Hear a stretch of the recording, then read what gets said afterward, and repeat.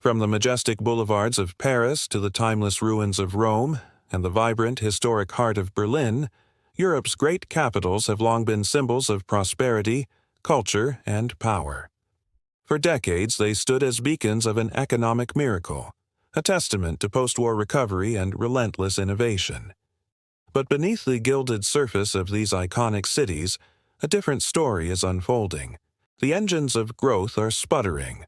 The hum of industry is fading, replaced by an unsettling quiet. Welcome to the story of Europe at a crossroads, a continent grappling with the specter of economic decline. Our journey begins in Germany, the traditional powerhouse of the European economy. For generations, the phrase "made in Germany" was a hallmark of quality, precision, and industrial might. German cars dominated global markets, and its engineering prowess was legendary. But the winds of change are blowing cold through the industrial heartland. Once bustling automotive plants now face an uncertain future. The shift to electric vehicles, fierce competition from Asia, and soaring energy costs have created a perfect storm. Look at the charts. The steady, upward climb of export figures has begun to falter, leveling off and in some sectors starting to dip. This isn't just a temporary downturn, it's a deep, structural challenge. We see factories operating at reduced capacity, workers facing shorter hours, and a pervasive anxiety about what comes next. Germany's entire industrial model, built on fossil fuels and the combustion engine, is being called into question. The nation is in the midst of a painful and costly recalibration, a high-stakes gamble to reinvent itself for a new economic era. The question on everyone's mind is no longer how to maintain dominance, but how to simply keep pace. From Germany, we travel south to Italy, a nation caught in a long winter of economic stagnation. Here, the story is not one of sudden crisis, but of a slow, creeping decline that has spanned decades. In the small towns that dot the countryside, the workshops of skilled artisans, the shoemakers, the leather workers, the furniture makers, are closing their doors one by one. These were once the backbone of local economies, family businesses passed down through generations. Now, their shutters are drawn, their tools gathering dust. The most visible symptom of this stagnation is the exodus of its youth. Italy's brightest and most ambitious young people are leaving in droves, seeking opportunities in London, Berlin, or even further afield. They are Italy's lost generation, a brain drain that the country can ill afford. This migration leaves behind an aging population and hollowed-out communities. The divide between the prosperous industrial north and the struggling south, the Mezzogiorno, has become a chasm. In Milan, you see the gleam of high fashion and finance, but in Naples or Palermo, you see crumbling infrastructure and entrenched unemployment. Italy is a land of breathtaking beauty and cultural richness, but it is also a nation wrestling with deep-seated economic paralysis, searching for a spark to reignite its once vibrant spirit. Now we turn to France, a country in a state of perpetual tension. On one side, a deep commitment to its cherished social model, a robust welfare state, generous public services, and strong worker protections. On the other, the relentless pressure of global competition, demanding flexibility, deregulation, and fiscal discipline. This fundamental conflict plays out daily on the streets of Paris and other major cities. We've all seen the images: mass protests, strikes, and clashes with police. These aren't just isolated outbursts. They are expressions of a profound societal unease. The recent fiercely contested pension reforms were a flashpoint, symbolizing the struggle over France's future. Can the state continue to afford its generous promises in an era of slower growth and an aging population? Attempts at reform are often met with powerful resistance from unions and a public wary of losing hard-won benefits. The result is a political stalemate, a sense of being stuck. French leaders are caught in a difficult balancing act, trying to foster a dynamic, competitive economy without dismantling the social safety net that defines the nation's identity. It's a battle for the soul of the French Republic, with no easy answers in sight. As we pan back from the individual struggles of Germany, Italy, and France, a broader picture of Europe comes into focus. What we are witnessing is not just a series of national crises, but a continental shift. The era of seemingly effortless growth is over. The demographic tailwind of the baby boomer generation has become a headwind of aging populations and shrinking workforces. The energy security that underpinned industrial expansion has been shattered, and the geopolitical landscape has been redrawn, forcing Europe to navigate a world of new rivalries and fractured supply chains. The quiet streets, the idle factories, the anxious faces, they are all pieces of the same puzzle. The challenges are immense.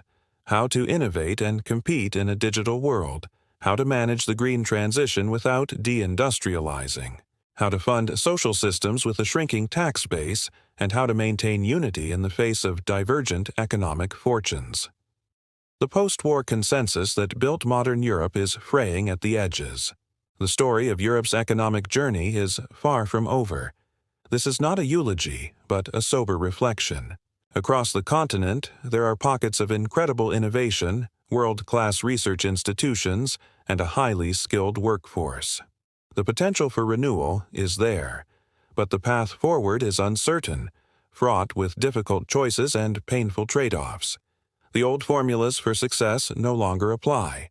A new vision is needed, one that can inspire a new generation, and chart a course through the turbulent waters of the 21st century. Europe's great powers stand at a crossroads, searching for a new path forward. From the ashes of history, a continent rose, united under a banner of blue and gold. Europe, a testament to resilience, rebuilt itself into a beacon of peace and prosperity. But today, the old continent stands at a new crossroads, facing a silent, creeping challenge that threatens its very future. The question is no longer about rebuilding from war, but about renewing from within. We see the headlines, we hear the whispers. An aging population, a shrinking workforce. The demographic winter is no longer a distant forecast, it's a present reality. For generations, Europe was the world's engine of ideas, of culture, of progress. But as the population pyramid begins to invert, a shadow of doubt is cast. Will the dynamism that defined a continent begin to wane? Will the cradle of Western civilization become its museum?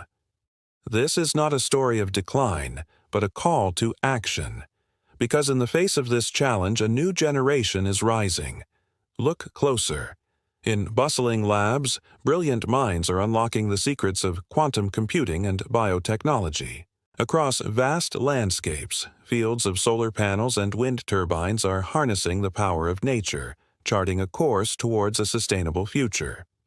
In vibrant co-working spaces, young entrepreneurs are turning bold ideas into global enterprises, proving that the spirit of innovation is as strong as ever. This is Europe's pivot. It's a fundamental shift, moving from a legacy of industry to a future powered by knowledge and technology. The answer to demographic change isn't found in looking back, but in investing forward. It means pouring resources into education, fostering the next wave of scientists, engineers, and creators. It means building smart infrastructure that connects cities and people more efficiently than ever before. It means embracing renewable energy not just as an environmental necessity, but as an economic opportunity that guarantees independence and security for generations to come. We've seen this spirit before. In the post-war rubble, Europeans didn't just rebuild what was lost, they imagined something better.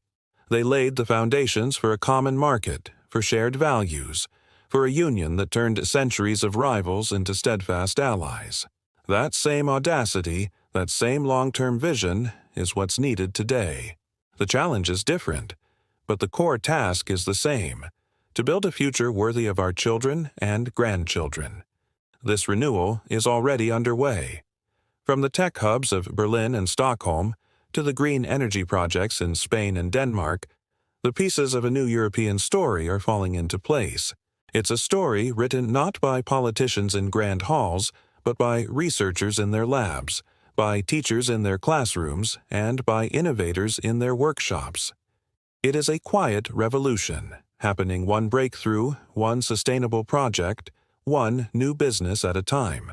As the sun sets over the historic skylines of Paris, Rome, and Prague, it illuminates not just the grandeur of the past, but the promise of tomorrow.